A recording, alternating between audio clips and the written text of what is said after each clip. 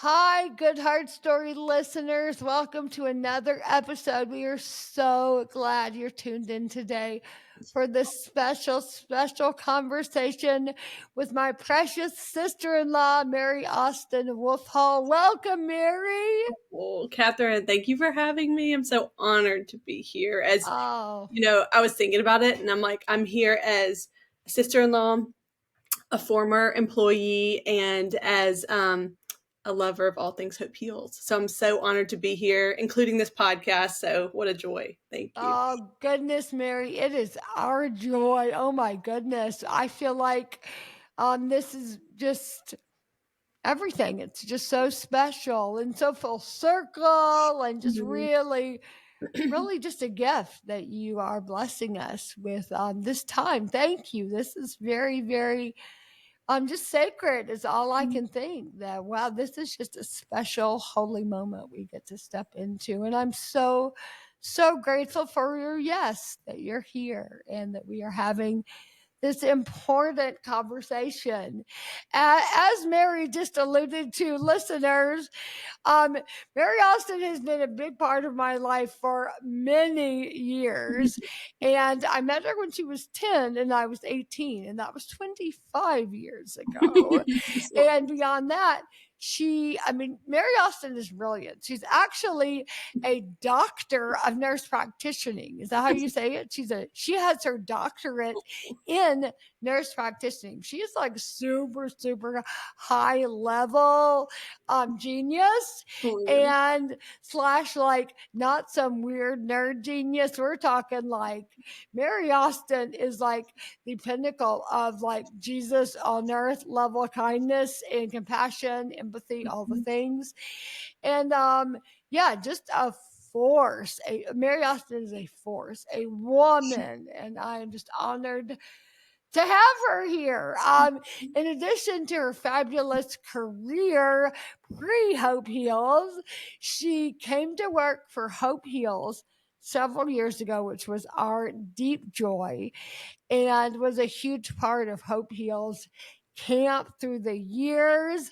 Mend, oh my goodness. So, Mend Coffee and Retail, which you've heard me talk a lot about in Atlanta, Georgia, is here in part because of Mary Austin. As you may well know, it is a glorious offering to the Atlanta community and way beyond. There's people coming from all over always. Oh my goodness. In addition to her incredible work at Hope Heals and making Mend happen, she was a part of the early days of bringing this podcast to fruition. So it's crazy that we're here having this conversation, knowing she's one of the reasons it is actually in the world.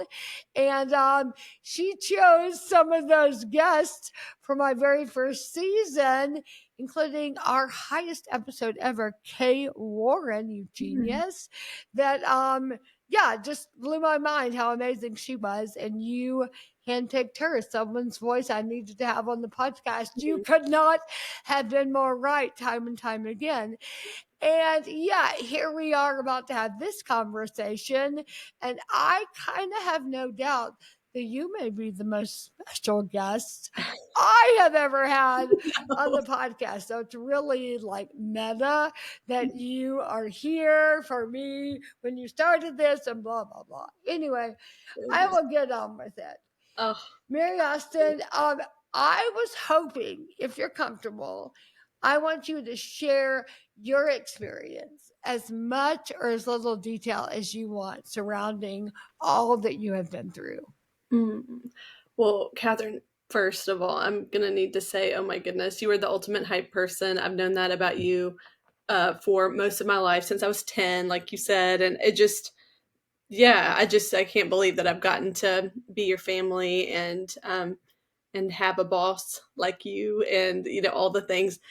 I have so many comments to what you just said. It was all excessive and too much. And it's so kind, and just I certainly can't claim nearly as much as you've said, but it's been an honor to do any work I've done with you at Hope Heals and Mend and on the podcast. It's always been a group effort, but thank you for all you said. And again, too much. And you're the if I ever am low, I just think about honestly so many things you in particular said to me. Oh, please. I only speak truth, Mary, and I'm going to pretend that I'm my own therapist right now, but tell you this, being your therapist, you just need to receive it. Stop apologizing. You're fabulous. Own it. You're amazing. Everything I said is totally true, by the way. There's no hype here. You're a phenomenal human being. And you know what you need to say? Thank you. Oh my I God. am. I know you're not going to say that, but I'm saying it in my head for you. Well, I'll write you a check as my therapist. Thank you, because I need all the help I can get. But thank you. You are so dear, and I have about a million things I could say about you and how special you are in this world. So thank you for your kind words and just making space for me. And I'm sitting here so humbled and almost on the edge of embarrassment, being the person that you in particular, but your podcast audience would make space to listen to for a few moments.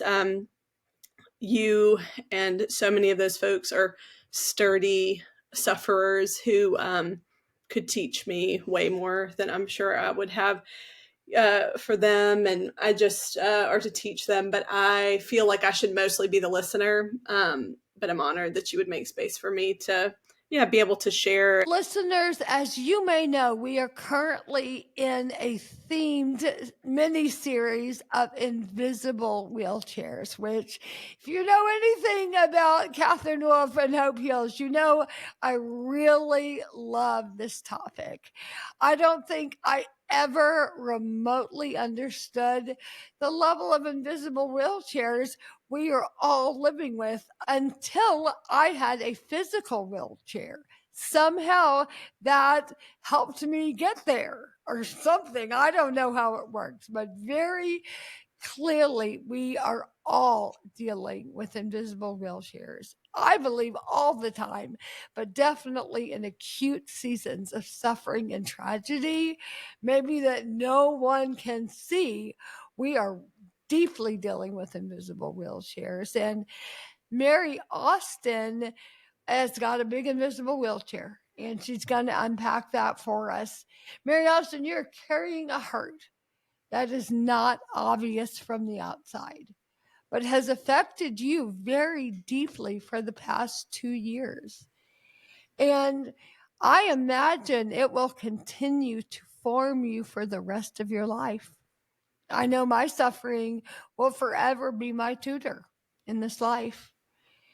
I would love for you to tell us as much as you feel comfortable about what you've been through and what you're still going through, no doubt. Oh my goodness.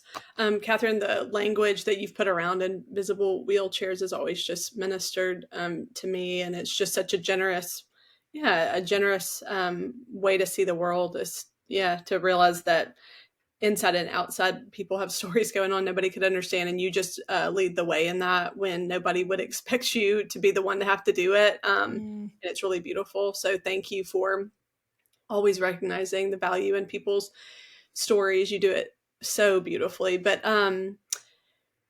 in June of 2023, I was pregnant with my first baby, and I was getting to be almost halfway through. So I was almost 17 weeks, 16 weeks, and 5 days, as people who have been pregnant or with near, in a relationship with somebody who, as you count those days so closely. But I was in the middle, actually, of, just for some of the folks who might appreciate the MEND project we've been talking about, we were in the process of doing interviews, actually, for some of the kind of lead positions. And it was, you were obviously on those. It was a busy time where we were meeting all these wonderful people who were potentially going to, be a part of that project. And so I remember that morning I'd had a couple of interviews, and I was going to go to this very wonderful pregnancy care ministry that I'm a part of, where it intersects with folks who are pregnant and weren't expecting to be, and just kind of meets them with a lot of care and grace. And it's, just trying to help folks in a scary situation. And it's a really beautiful spot. And I'm there. I'm a nurse practitioner, as Catherine mentioned. So I'm usually there on more the patient care side of kind of like seeing folks, and I was asked to be an ultrasound model, and that is there's some ultrasound techs who are getting their hours, and so some of the newly pregnant people or pregnant people, they had said, oh, if anybody wants to be an ultrasound model, please come in. And so they had asked if I would do it, and thought it would be a fun, sweet. Which, to be clear, means you were the volunteer on the ultrasound volunteer as an actually pregnant person. It's really Correct. powerful. Right. So it was really special. I was giving kind of an opportunity for these trainees to get to learn about, doing ultrasound on somebody who's pregnant. So I'd come in for that, and I was meeting my mom and sister Alex. They were going to be a part of the visit just because it was going to be so fun and special, and they were going to get to see the baby and whatnot. And my husband, Andrew, he works at night, and so he was asleep in the day, and so he wasn't going to be there, and just thought it would be fun for them to be. And so it was such a we were excited. And I actually remember walking in, and Alex took a picture of us walking in. It was just like kind of a fun, funny moment. There was just such a lightheartedness, to the moment. And we were in there, and I was on the table getting the ultrasound done, and they were kind of asking me a few questions. And I retrospectively realized the questions were maybe they were more concerned than I had realized in the moment. I just was so oblivious, to it being anything but routine. And so one of the ladies was she's a nurse, but training to do ultrasound. And then the other was a very experienced sonographer who was like so excellent at what she does. And she kind of took over and started asking me a few more questions. And they basically realized that the baby did not have a heartbeat in that moment. And obviously it was so unexpected. It was just, it's strange to reflect on a moment when you kind of look back and you see a collision that's about to happen, it's closing in that window between when life is status quo and then when something pretty significant changes it. And it's just kind of a fascinating thing to think about the moments leading up to that.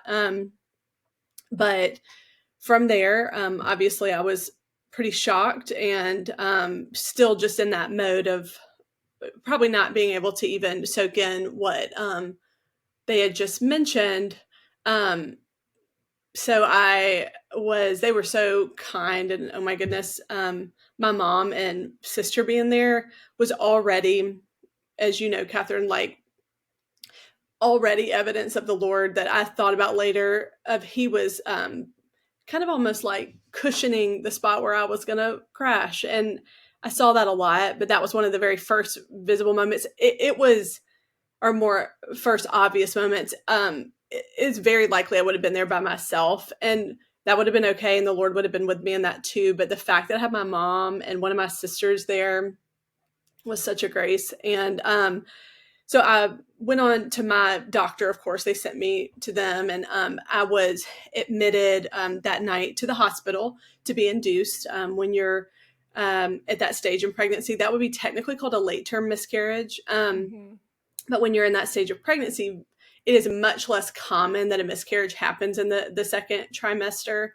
And there can be a little trickiness as far as there's some danger it's a little bit more complicated for the mother's health as well. There can be some bleeding that can cause some pretty devastating side effects. So you've got to be really careful with a situation like that. So brought me in, induced me, and I labored for about 14 hours. They started me on the meds that you would anticipate for an induction.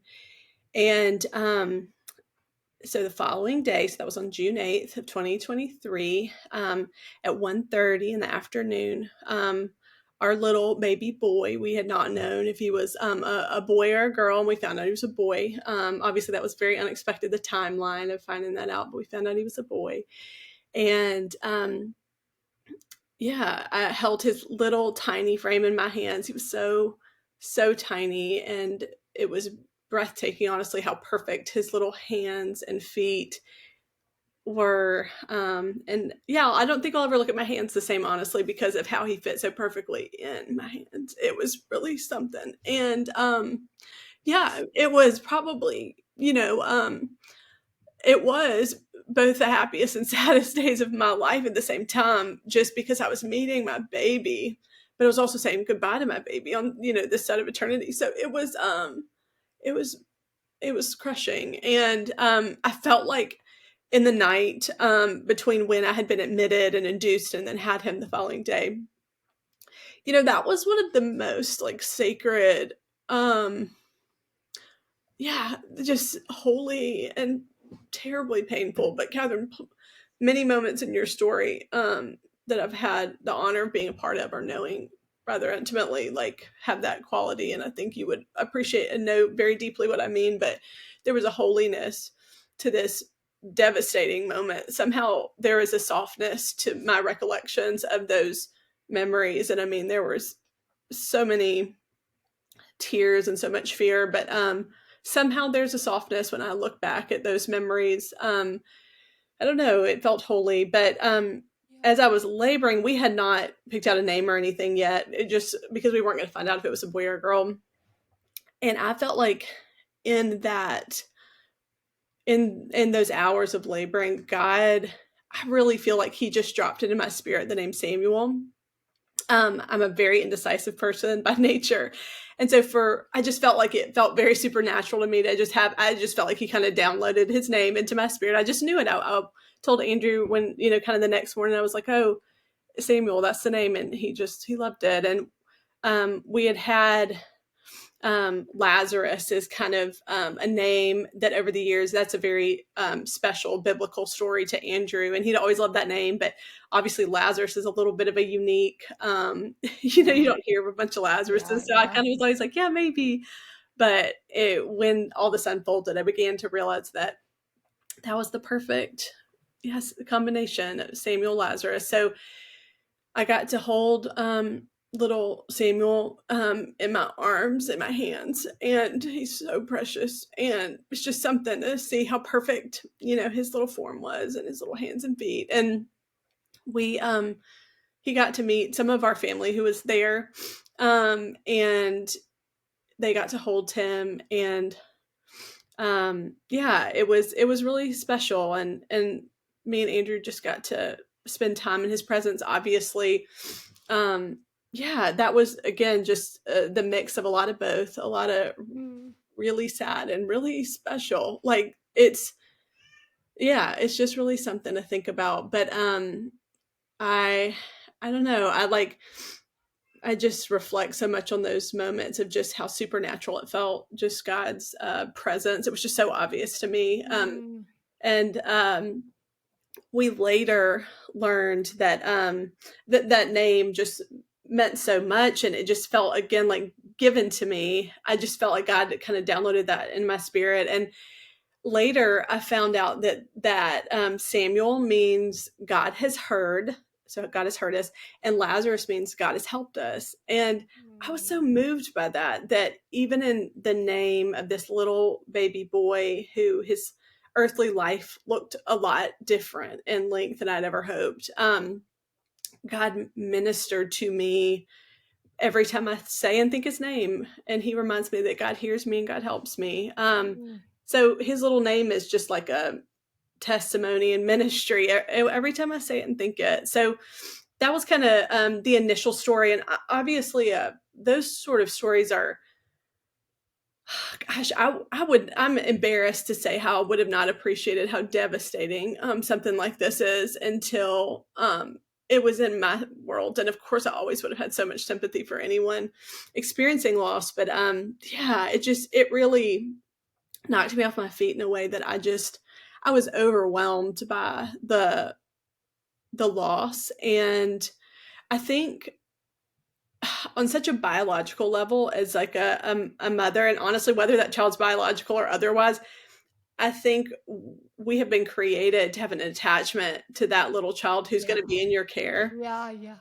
And it was the intensity of the almost visceral attachment to that little life was, it was stunning. I just, Mm, it was really something. So, wow. the coming, of course, weeks and months were spent, and continue to be spent. It's not something that's just behind you, but, were spent, yeah, just picking up the pieces of just the shock of something going so different, For sure. than I expected. So, Mary, I have had the honor to watch you grieve up close, and you have done it with just exceptional bravery and jumped in and felt all the grief that you should, but most of us are too scared to let ourselves feel for fear of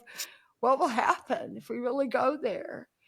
And I don't know how you've done it. How do you think you have responded with such tremendous grace and bravery? And it's not as if you had time and a warning to prep. You know what I mean? It's not like you had a year to ready yourself for this battle and this just journey of deep grief. You had zero. This was an emergency and a sudden terrible loss.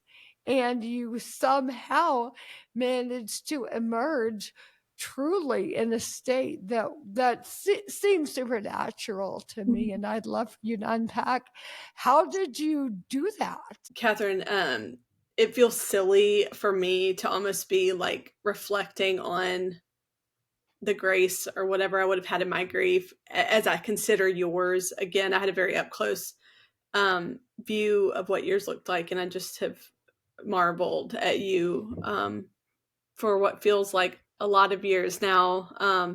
Actually, the whole time I've met you, I have marveled at you, but I have marveled at you for different reasons.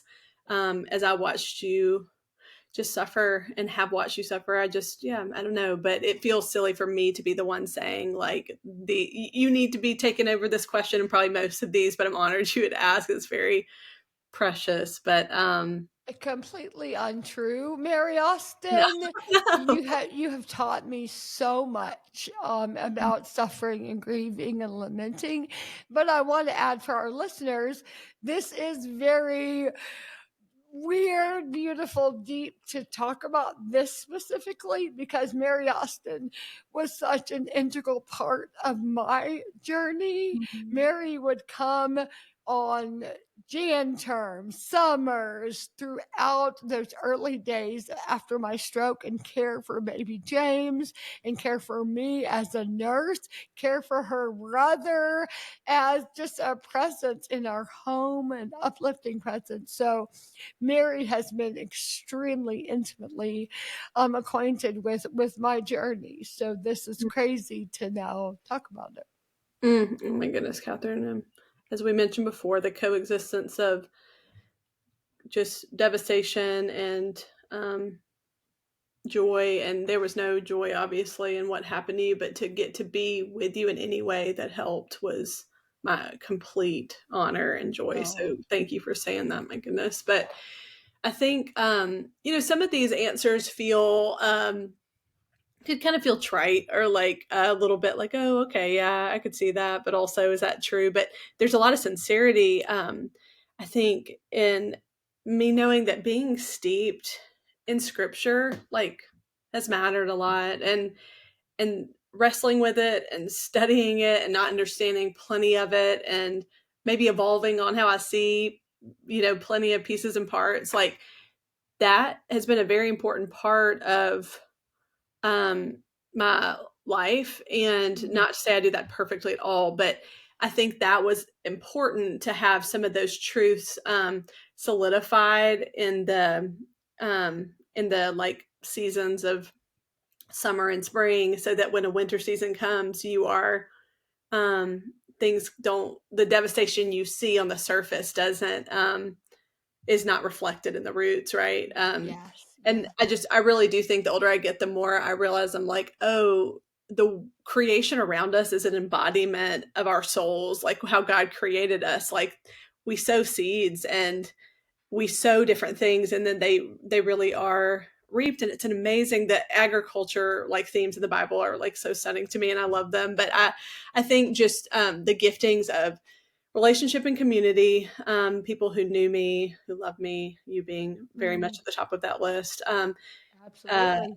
well, you're so kind, but people who knew me and loved me, and we had a long history of rapport before an event like this happens, studying God's word, and honestly, Catherine, the work of Hope Heals, like you can't receive some of the intangible things in our spirit through osmosis, right? However, there is something pretty special that happens by being around people who have suffered. And Hope Oh, Heals Camp, the Hope Heals community, what you guys have done, it has changed the world. I believe that. You wouldn't say it, but I will. And it's changed my life. And I think somehow being around folks who have walked through losses I could never even begin to fathom, oh like, yeah.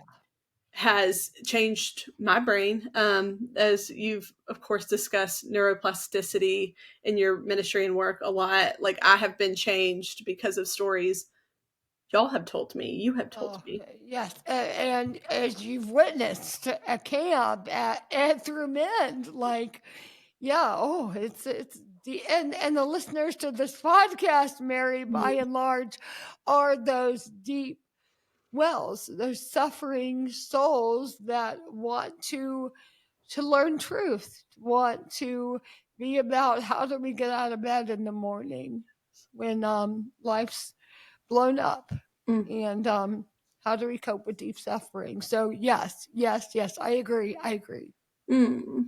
So, Mary, I wanted to ask you, from what I witnessed, through everything you've been through, you have mm, truly faced your grief head on. mm, You have beautifully stared it down and just mm, learned such stunning lessons. You mm. have left no bit of grief unprocessed and unexamined. And I would Yes. love to know, how did you do that? It's stunning to watch. I felt this sense even in the hospital. So 12 hours, 24 hours after kind of intersecting with this really unexpected and devastating news, I had this sense that I wanted God to help my eyes be almost like extra open, like to turn my vision up. And of course, at the end of the day, that's the Lord. I don't know why He gave me that gift and grace of that in that moment. But I remember having this thought of right when Samuel actually was born. I was laying there and they were kind of working on me a little bit. And I had this sense that I was like, Mary Austin, take this in. Like, this matters. Mm, And you're gonna have this matters right now. And I didn't want mm, to sleepwalk through it. And I think that my proclivity could have been toward just trying to numb out, and there is nothing wrong with that in seasons. And no, everyone's got to do the sure. right version of the story for themselves, but for me it felt really important to have my eyes fully open to what was Mm, happening. And it mattered. And I even remember looking at the clock and kind of looking at my doctor, looking at my baby. Like, I just remember being like, God, let me take it all in. This is not what my eyes want to see at all right now. This is not how I was expecting this day to unfold, but let my eyes just soak in the reality of the situation. And I think in doing that, there's an act of faith to say, God, I trust that you're going to help me pick up the pieces of it. Because soaking this in, uh, believing the reality around me, it could crush me. That's how I think there's a self-preservation aspect probably to yes. moments of trauma and grief. Yeah, yeah, totally. And denial is a part of the grief process for a reason. I think sometimes that helps us to survive. But in that moment, God just gave me this sense of like, I want to take it all in. And I had this feeling that I wanted to put my eyes on every corner of my sorrow and grief. Like, I didn't want it to sneak up and find me in an unprocessed way one day. And of course, we can't Mm, control grief, and that it's probably not that manageable, or, grief is a wild thing. It's not something that follows a pattern in a way I think we all wish it would. Mary, in the deepest, darkest stretches of your pain, what comforted you the most? What did you look to comfort you? Um, I think that's such a helpful and practical question that I would have loved to have some, answers for at that time. And I did. Gosh, there was people around me that gave me so many wise, bits of insight. But for me, something that was really helpful was, this sounds a little bit funny, but doing a daily devotional. And the particular devotional I did at that time wasn't like, oh, I highly recommend that one. What I would recommend is Treasures in the Dark. That's a pretty perfect one that was not around quite yet by a certain Thanks. Catherine and Alex Wolf. Oh, Yes, woohoo. that one. I think there was something about a daily practice like that felt very doable in that moment. Obviously, there's some finiteness to your mental and emotional stores. For me, at least, there were. And so I didn't just have, couldn't do a deep dive on some study every day, but this little, just bite-sized amount of a devotional that kind of said to me, okay, Mary Elson, you have survived another day. One more day has happened and you've gotten through it. And there was something very meaningful about that one day was done. And then when you'd done the whole thing, it was 30 days, whatever. Somehow for me, that was very meaningful. I completely agree. Which I mean, I know exactly what you mean. And yes, absolutely. That's honestly probably why the format of Treasures in the Dark means so much to me to put in the hands of people in tragedy. It's because I know they've got 5 minutes to feed their soul, but they need it so bad to get through that next 24 hours. Oh, yes, and amen. I love Treasures in the Dark. It is so special to me, and it has ministered to me in a mighty way. So I love it so deeply, and I have a stack of them because I give them away. There's no shortage of opportunities to give them away, frankly. So well done. I'm so proud of you and Al and the work y'all have done to make that a reality. But some other practical resources, and I imagine these will be in the show notes. So I'm going to say these authors' names wrong. Yeah, I'm please certain. do. Please do. We love resources here at GoodHard Story. Crank them out. We need them to get through the day. Oh, agreed. And there's many more I could add, but a couple that came to mind. Dark Clouds, Deep Mercy is a book by, I think it's Mark Frogop. I'm probably going to say that wrong, but such a powerful book on the importance of lament, and just so meaningful and biblically oriented, so beautiful. And then there was another book called Empty Arms that's actually a little bit, it's probably been around 25 years, so it's not a super new book, but my dear aunt and uncle who have suffered in ways I could never understand. Catherine, you know their story well, but stories of losing their spouses in completely devastating ways. And my aunt, I did not know this till later because it was before I knew her, but she had an infant loss and named her precious baby Sam. So she, isn't that so sweet? Did you know that? No, I did not know that. What? Yeah, the most special just connection that we'll always have. And I just didn't even know that part of her story, but she actually sent me this book called Empty Arms, and it's by Pam Vredevelt, and it is so good. And she sent it to me. I got it probably the day I got home from the hospital. I got it in the mail, and she was just so quick and on it. And they have been, Ed and Julia are just the sweetest and have man, they're so special. And but this book she sent me because it was meaningful to her, and it's just on loss, and it's a really special one, and had some practical bits to it that really helped me and answered some questions, or at least kind of attempted some answers that I needed to hear in that moment, to even say God didn't do this to you to make you a better Christian. In my right mind, I would never say that would be true, that God would do something just for the sake of making you a better Christian or whatever.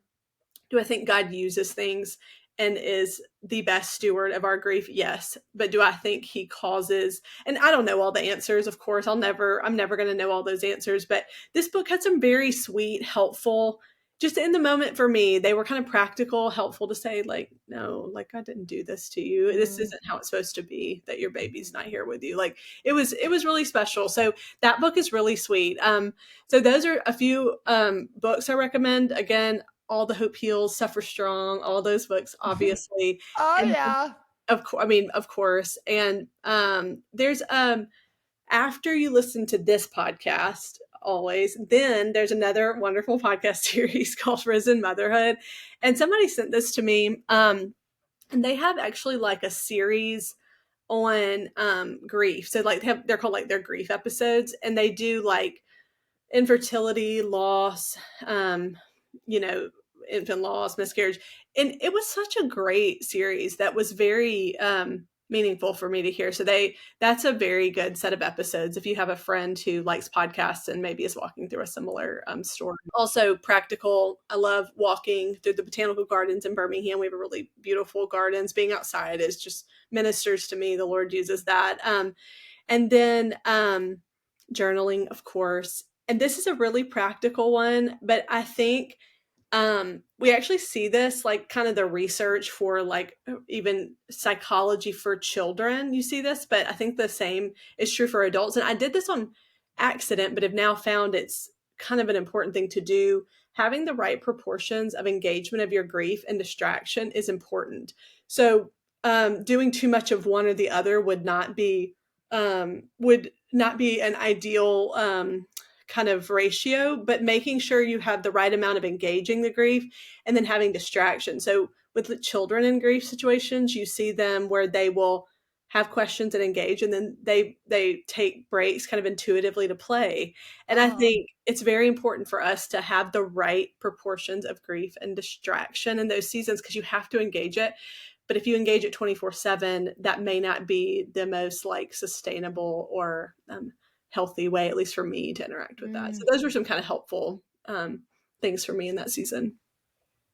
Mary Austin, I remember after your loss, you saying the words that grief was a matter of stewardship. And I am fascinated by that brilliant framing. And I would love if you'd tell us more about what that means.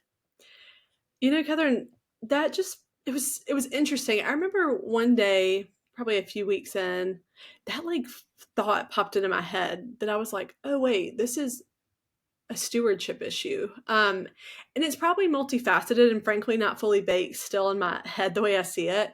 But on one hand, I see it as sort of like, okay, if we consider the reservoir of energy we have, so for physical, mental, emotional, spiritual things throughout our day, you have this very specific amount of energy, and you have this asset allocation that when everything's at status quo, kind of like, oh, I do this much on an emotional level and this much on a physical level and all these things. So all of a sudden, when grief happens or when a circumstance happens that brings like very profound sorrow into our world, it's like God has allowed this particular event to kind of cut the line and come to the very front of where your energy is allocated. So it goes from maybe you had things were a little more well diversified to now 90% of your available energy is going toward managing this grief process. And I think as we continue to move forward from a traumatic event, I think that asset allocation begins to change. I don't think it ever goes away, but it begins to change, or at least for me. And so it was just so fascinating for me to think like God has allowed this new item in my asset allocation that is now going to take up quite a bit of it for a while. What does that mean? Like, what is he doing with that? And so it was just this very interesting thing where I saw this like reallocation happening, that it was just totally involuntary. Like that wasn't something I was trying to do. It was just the reality of surviving. A sadness in your life is that comes to the front of the line. So I think on one hand, I saw that as a piece. And then on the other hand, kind of maybe the more obvious application is just like the only thing that could make grief and loss worse is if it felt meaningless or purpose, like there was no purpose to it. And so I think God is very gracious in that while my version of the story would have been that this, that those things don't happen, we don't understand. I don't understand how God works in that way with sovereignty and horrible things happening and him being good. I don't understand how all those like Right. overlap. Of However, course. I don't either. I never will, and I don't think I ever will on this side of things. But Yeah. I I don't think either. I think that just I know that he is not wasteful in any way of his of these sort of things, and that in the economy of God, he does not waste our suffering. I know it's true. And would I choose it, or would any of us choose these stories? Well, or probably not. I wish I could say I was strong enough to say that. But I mean, people, that's not the version of the story we would choose, but he doesn't waste it. And again, that sounds like a platitude, but it's earnest in me saying I believe that very sincerely. Mm. So You know, thanks for those. something that I like to say a lot to people going through just absolute hell is don't waste this pain. It would be so silly and so extra sad, an extra layer of sadness to waste all the treasures in the deep darkness. And I mean, I happen to think that really smart people like yourself wake up to that. I definitely was not one of those people. I was just scoping and numbing, and I mean, numbing by nature of literally being in a semi-conscious state for a while. So I mean, it was legit. But I was not recognizing I don't want to miss this grief. I don't want to waste these moments. And you did that. You've done that, and it's glorious to watch. Mm. Mary Austin, since you lost Samuel, you have become a part of multiple communities of women who are dealing with infant loss, miscarriage, or infertility. And I know you're now even leading a support group at your church for women facing these things. And that's just so glorious. Sharing your experiences with other people is so healing, isn't it? It feels almost selfish sometimes because you get so much gold out of it. And it can also place your heart in a place of a kind of measuring system or a hierarchy of loss. Yes. And that can be so incredibly dangerous. That that could lead you to feel that your loss is more or less significant than someone else's. And I imagine in that group of at church, you're seeing women who could make you inadvertently feel like your loss is more or your loss is less, or that how does mine fit in, and just make you get in your head. And before you answered the question here, I want to tell you that emotion has been so primary to my experience on both levels that I have felt such shame on all ends that mine is unrelatable and so much worse, and I can't enter in because it's just too much. I can't ever share a prayer request at a sweet prayer meeting because it would just make everybody else feel stupid, and so I'm not going to go there. Or I'm sitting with the widower who lost his wife of a stroke like mine, and I feel so much shame that I'm here, that his wife isn't, and I'm here. So I kind of get this on a really deep level, and I'd love for you to speak to how do you do this? How do you minister so beautifully when you're tempted to feel that hierarchy of loss? Gosh, so relatable. Yes, the answer is yes. I absolutely feel that way. And for me, I think, particularly in pregnancy, it's such an interesting, there could be a very, an accidental comparison and measurement point, especially because everything's looked at by like weeks and months and how far along you are. And I Yeah, think yeah. we could not purposefully make that equivalent to how grieved one would be about losing a life, which of course grief, it's a the comparison is not helpful or productive in that, but it is so, I think we are so set up for comparison. And I know for me, my sometimes pain points have to do with oh, should I be over this? Or is this somebody else has had something way more devastating, or somebody else was way farther along, or fill in the blanks, or had, I mean, a million other things that I'm just like, gosh, I really should be beyond this. And, at the end of the day, when I like reflect on that thought, it's not a helpful one for both honoring the life of my precious baby who I love and God chose to let intersect with me. But also it might be more, there's almost a self-focus to that logic that is maybe not as helpful as I'm actually thinking it is.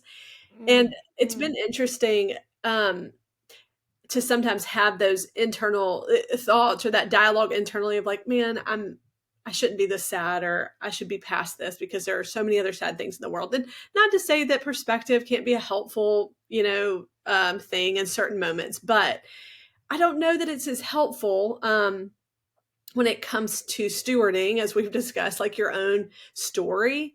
And I would never see it through that lens when I'm looking at someone else's story. I would never say, well, they should probably be over this by now. They were only this pregnant, or they only had this circumstance. I would never feel that way about anyone else. So it's so fascinating how we can have very different standards when we look inward, and it lacks a lot of grace. And if I want to be a person of grace and compassion to those around me, I do think we have to do that to ourselves and receive that from the Lord, because He has that to give. And I Mm. think it's been really interesting as I've kind of collected stories from folks who have been a part of this club of loss. Like Yeah, it's suffering club. right, exactly. I think like it's so interesting to see that. I think what we can do instead of finding comparison is to find the graces in our stories, and the graces in others. And The shared collective yes, graces, that's absolutely. where I found a lot of Mm, like healing for me. And that where, for example, so I had a friend who had a loss that was a bit earlier on, and one of the things was more kind of like where she wasn't at a stage where she would have delivered the baby. So for her, I remember having the thought, oh my goodness, Lord, you have gifted me with I got to hold my baby. I got to have this experience that felt more equivalent to the internal pain. I got to have labor pains where my physical pain was matching more of my internal emotional pain in those moments. mm, mm. So I had this friend who had an earlier loss, and her thought was, I couldn't imagine holding my baby and saying goodbye to them. So we both kind of were able to find these graces in our version of the story of like, I felt so privileged that I got to hold my baby, whereas she felt like that would be hard for her to wrap her head around. And that it was just fascinating to hear these two different things, that one felt like a gift to me and one felt like a gift to her. And even further, I have a very special friend that you know from Hope Heals Camp, with 99 Balloons, our Right, of wonderful friends course. there. Jenny Mooney, yeah. Love Jenny, she's so special. And she got to be with her dear baby for 99 days. And I remember thinking, oh, like, how would you come back from that? Like having your baby in your arms for 99 days and then them not being a part of your life. And in the same way, she reflected back to me, like, I kind of feel almost guilty that I got to be with my baby for 99 days. So it's really something to, I think, find the graces in our stories and in others. And I don't know, just it takes the sting of comparison away a little bit, or kind of making it about you and what you should or shouldn't be doing in that. I definitely will never ever forget that you were working full time at Hope Heals when this happened. And when you lost Samuel, it was only like a month later that you came to Hope Hills Camp for the month. And Jenny Mooney was a camper at Hope Hills Camp. And including Jenny and Matt, obviously, essentially the entire community there, like, really uniquely understands all the things here, all the loss and the tragedies that happen and the suffering and the complicated life we're living and the tension of it all. And Mm. in some ways, it was just such a gift to my heart to know you were going to be in that population for the month, immersed with people who get it.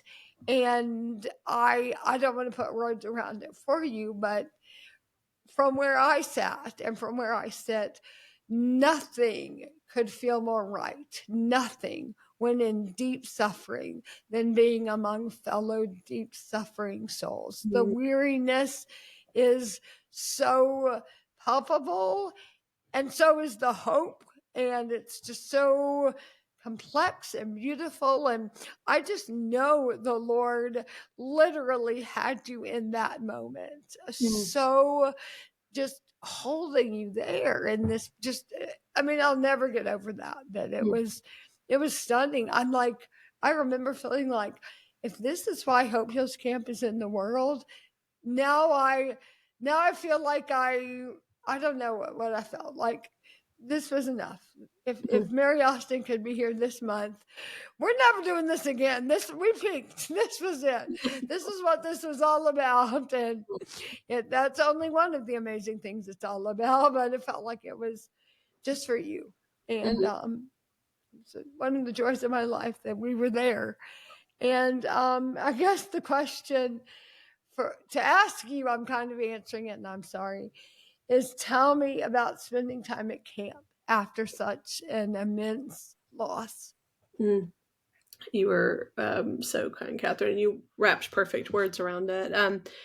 Just as you said, I mean, I remember anticipating going to camp, and of course, you all would have made happen whatever I wanted in that moment, like as my bosses, and people who you were certainly not like, okay, Mary Austin, get ready, it's time for you to go to camp. Y'all were like, what do you want to do? And Right. while I was overwhelmed at the idea of, just it was not even a month after I had delivered my baby. So I was postpartum, practically Right. speaking, in that, just very physical sense. Like, I was overwhelmed about the thought of going, but just had this sense of like, there is nowhere my suffering and grief would be more handled with care. No way. Like, and it was such a gift, and my sweet teammates, all of you, definitely picked up the slack. I was came in with a broken wing, no doubt, and but I mean, I just know the Lord, the timing of how all this unfolded. I am positive that God just had that unfold in this very special way, where I still Yeah. got to enter into camp, and be just like physically even able to kind of be a part of that time. It changed my life. I mean, like, I just had this opportunity to almost be around people, and how spoiled am I to be able to say this, but almost who were um, holding me with like mittens. Like, they were holding me in the softest, most caring way. Like, I felt fragile. Like, I think I would say most people who are entering into camp, we feel fragile. Like, Yeah. and I think it gave me this wonderful opportunity to watch people suffering and having stories that I could not even begin to imagine. It allowed, I think, reciprocal and mutual ministry, of coming alongside people, and them coming alongside me as we, walked through a lot of heaviness. I mean, I can just think of, I was privileged and spoiled by camp being in the timing it was. I mean, I straight up had Kurt Thompson, who like is, I know, a special friend to you, and Yeah. I guess like make space for me and Andrew to talk about this loss. Like people would do a lot of things for that to be a reality for them. Right. I cannot believe that that happened to me days basically after losing my baby. And then I have precious people like I'm thinking just Allison Pugmire, Kim Stewart. Like, I mean, the list goes on and on. There'd be too many people to even name that I connected with because this was a part of their stories. And like, I will always have a connection with them in a special way because of this. I'm even almost thinking of, gosh, even just so many instances of this mutual ministry. Like Penny Becker. Penny is such a special friend to me. I like could just cry thinking about it.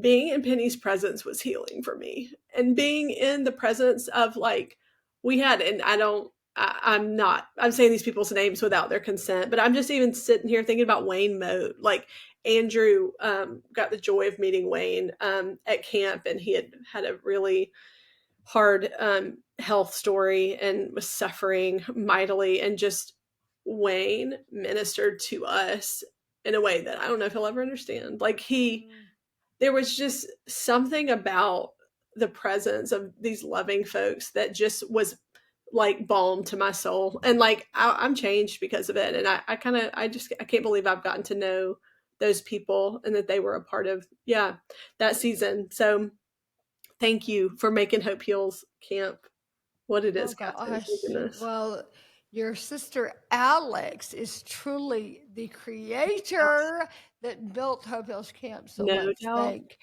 Alex. We are a very small part, and yet I know the gravity of what camp means, and it's almost like you went to a therapy camp for a month.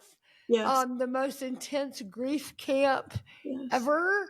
That was already your job to go to, Mary. It's just so beautiful that the Lord put you there. I mean, it's like a month at some super fancy camp you'd go to heal after grief, except the shared perspective of people with elder disability. I mean, it's just you can't make the stuff up that was real. I'll never get over how special that was and how much it meant to my heart to know that you chose to heal in that context. You're a smart woman, Mary Austin. You are very smart. Listen, we talk a lot about living in the tension of the good and the hard. And one unmissable point of tension in your story is the fact that the timing of Samuel's loss meant that you now have your own son, Rob. You couldn't have had both these babies with you here on earth.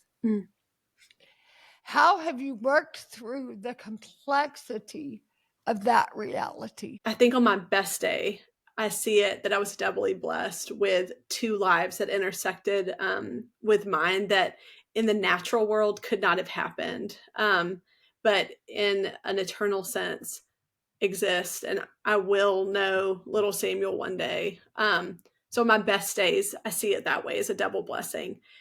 But on many days and on days when I'm not in that headspace, of course, I can feel shorted and confused. And my life, I could not fathom not having my little baby boy, Rob. Oh my goodness. There are no words. Like I could not fathom. And yet I don't understand how the same hand that brought me my baby, Rob, what could feel like from this perspective, I'm not saying this is right, but feels like that hand did not intervene to keep Samuel here. And again, I think there's a lot of nuance to that statement. And I really do believe that as we have an earthly purpose, we have purposes in heaven. And I can't help but think and wonder, was Samuel's heavenly purpose just a lot sooner than I would have anticipated? So yeah, some of those thoughts, I don't have a clean answer to that, and I never will. I think I'll swim in the mystery of all of that. And God's sovereignty and goodness and his complete care, and how sad things happen in this world, and we've been promised that they will. I will always swim in the mystery of that, is what I think. Right.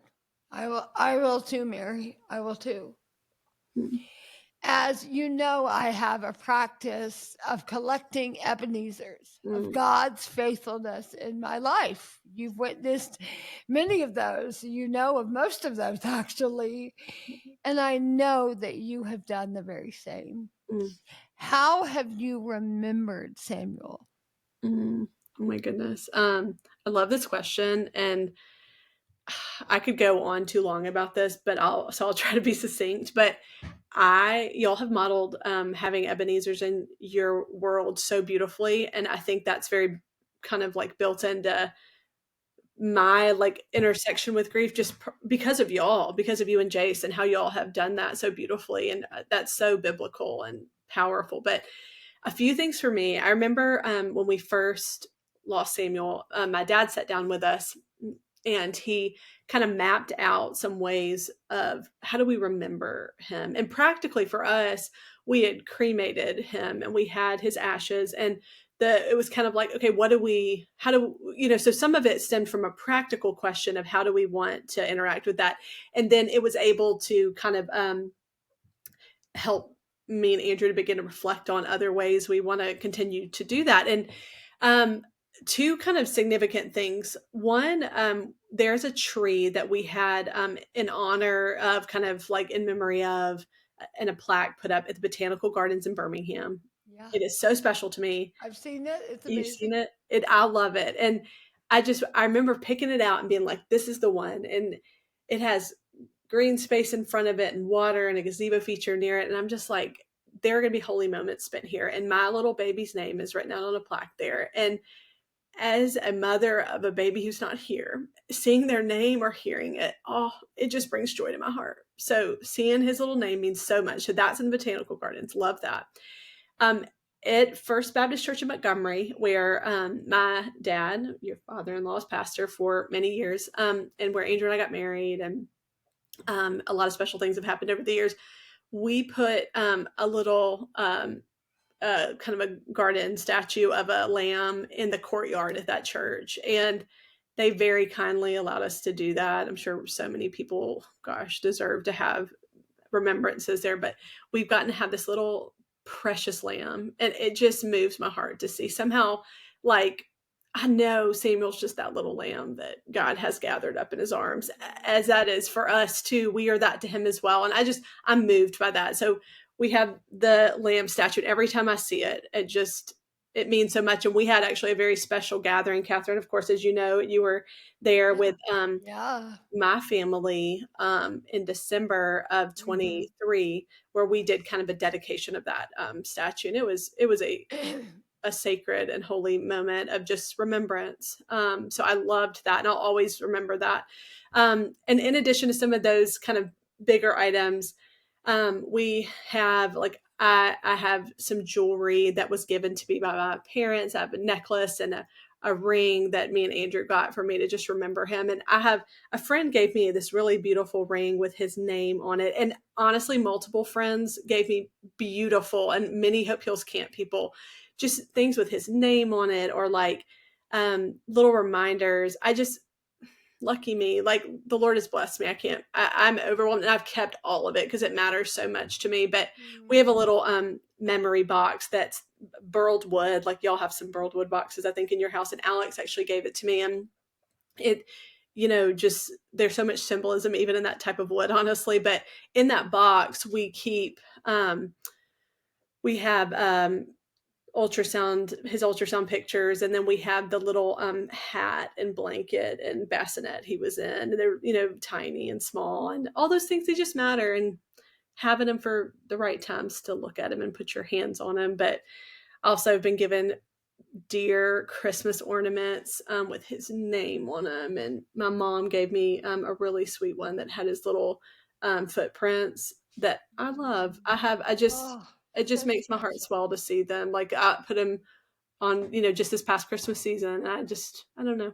So those have been really special reminders to me. So that's a great question. Mary, I have to add that to me, one of the many, many beautiful elements of that Sweet Lamb at First Baptist is it is such a beautiful picture of two children who grew up at First Baptist. I mean, you and Andrew met each other in second grade, right?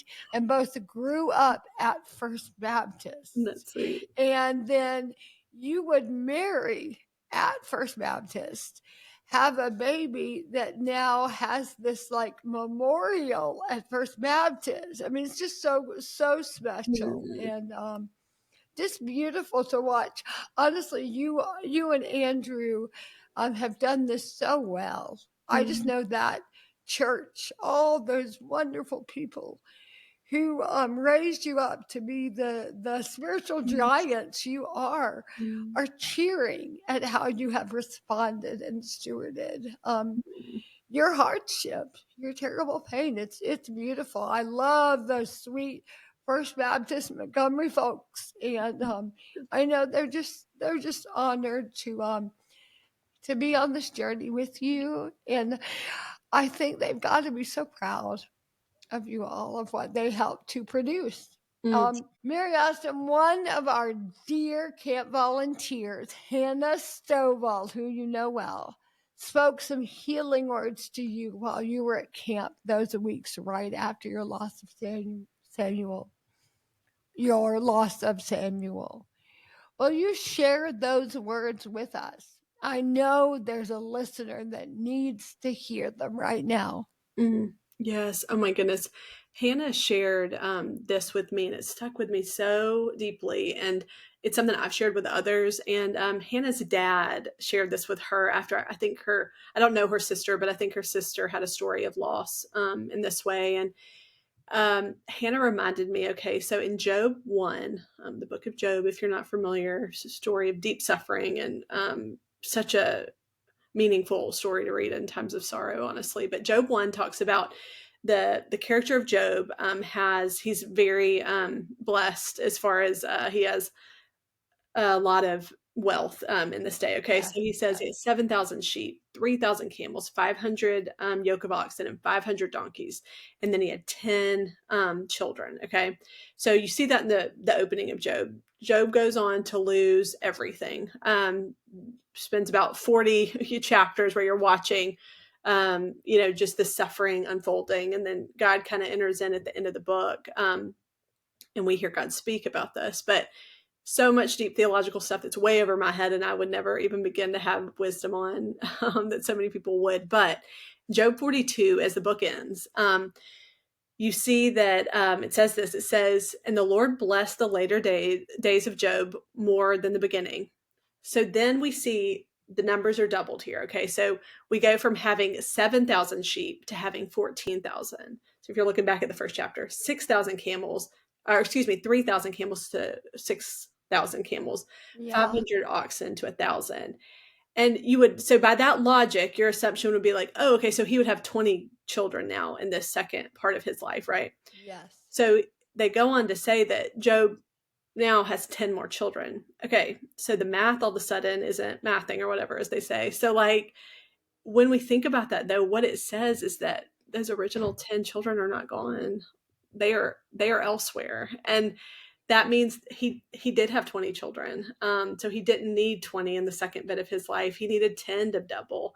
And that touched me so deeply to say, in these stories of loss, there is life beyond this. And I believe that that's where Samuel is. He's with the Lord. And of course, this story is different than my story, but it touched me so much to know that they may have not been with him then, but they were not lost. And there's even proof in this biblical story of that. Oh, that is just glorious. Oh my gosh, that there is still life. And there's a rich, it's beautiful. Wow. Hannah, thank you for that nugget. Glorious. I know that there are women and men listening to this podcast right now who just want to know how to do this, how to survive their tragedy, if it's specifically infant loss, if it is 10,000 other unwanted singleness, infertility, true financial ruin, whatever the specific tragedy is, they're walking through some deep darkness. And I wonder if you would share some hope with them right now. Oh my goodness, I'd be honored. I'm going to share a little bit of something we talked about, actually, Catherine, when we had that special moment of dedicating the little lamb at First Baptist that we talked about. So I'm going to read something that I read to y'all that, I felt like God used to minister to me. So this is what I would say. I would say, oh, dear one, it won't be night forever. Somehow every moment won't feel so potently painful, and God will send people on missions just for you, and he will provide. When the waters are deep, somehow they will not overcome us because of Christ's mighty hand holding on to ours. Be strong and courageous, for God is with us wherever we go, including in seasons of sorrow and grief. He has reminded us that we may feel struck down, but by his grace we are not destroyed. And he has told us that ease of circumstances has never been the promise or goal, because in this world we will have trouble, but take heart, because Christ has overcome the world. God invites us to walk and not race through the valley of sorrows as we deeply soak in comfort from the God of all comfort, that one day we may have ample opportunity to pour that comfort out onto others. That would be my prayer and word of encouragement, that the Lord sees you and he's with you, and we see you and are with you too. Goodness, so beautiful, Mary. I pull it together. I want to ask you, as we close this episode here on the GoodHard Story Podcast, what is good in your story? What is hard in your story? And how do you live in the tension of both of those in your GoodHard story? And side note, this question seems almost laughable based on everything we've talked about in this entire episode, but feel free to share.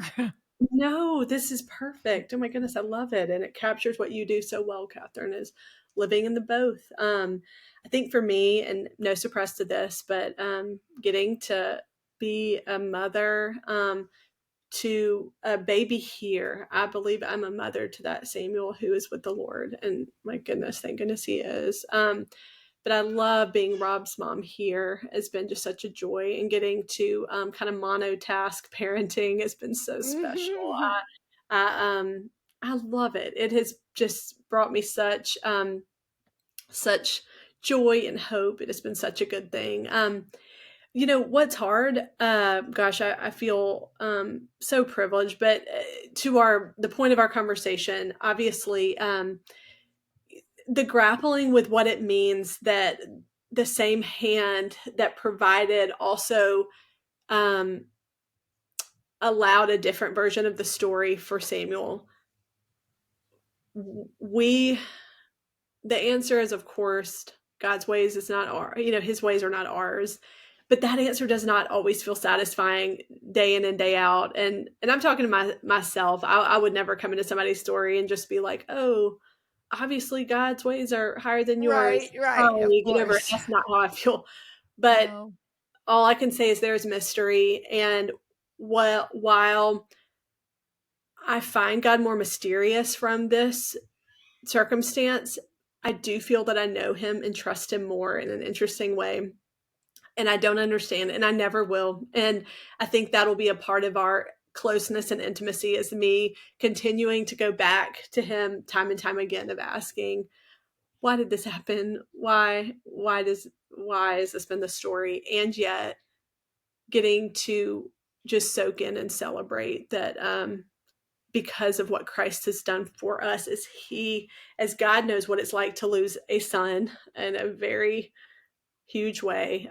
Because of that, I get to know Samuel one day. And that makes what God did through the cross and what Christ did on the cross that more unbelievable. And And as I'm thinking about the way I'm kind of living in the tension is obviously inviting people in like you and folks in our world and community to be a part of that grappling and that storytelling. And Catherine, to kind of like wrap us up, and I just feel like this captures some of where I find a lot of hope in the in between.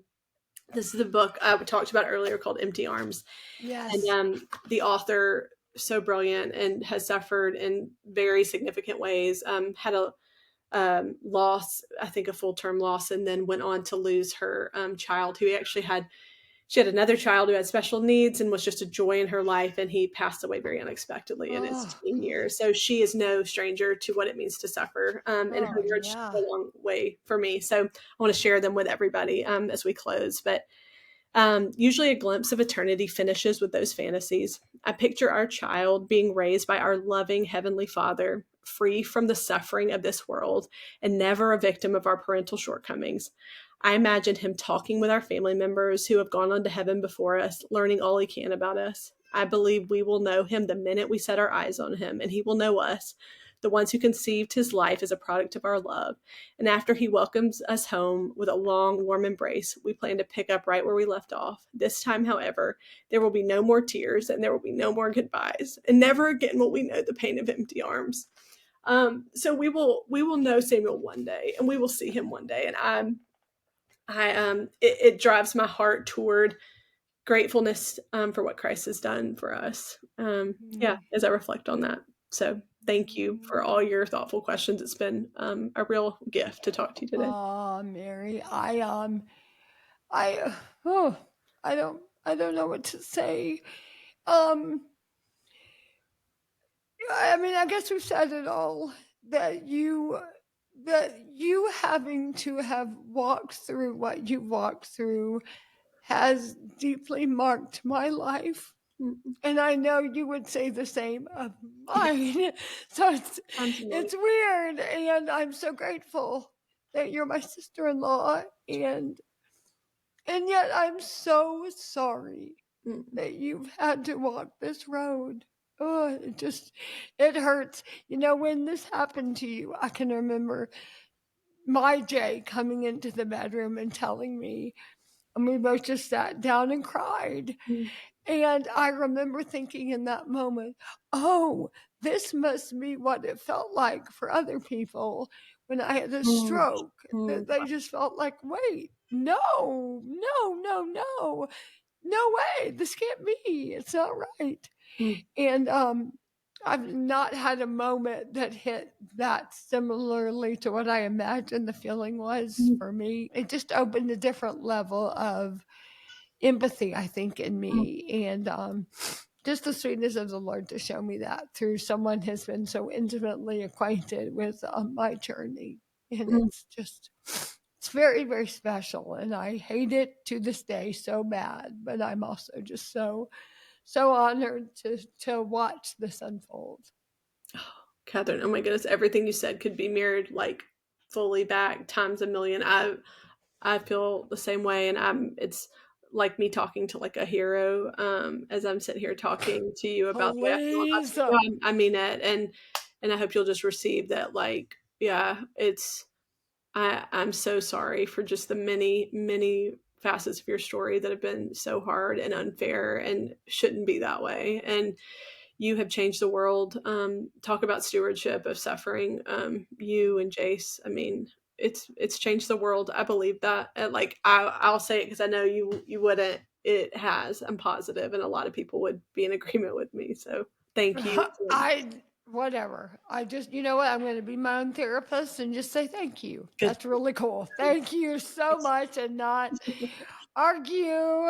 But if anything, just say you have been a part of any and everything that is Hope Heals from the very beginning, from April 21st, 2008 beginning. So, actually from years before that beginning, actually, if we're honest. Try the year 2000. And I'm forever grateful. Love you so much, Mary. This was very, very special. I'll treasure this.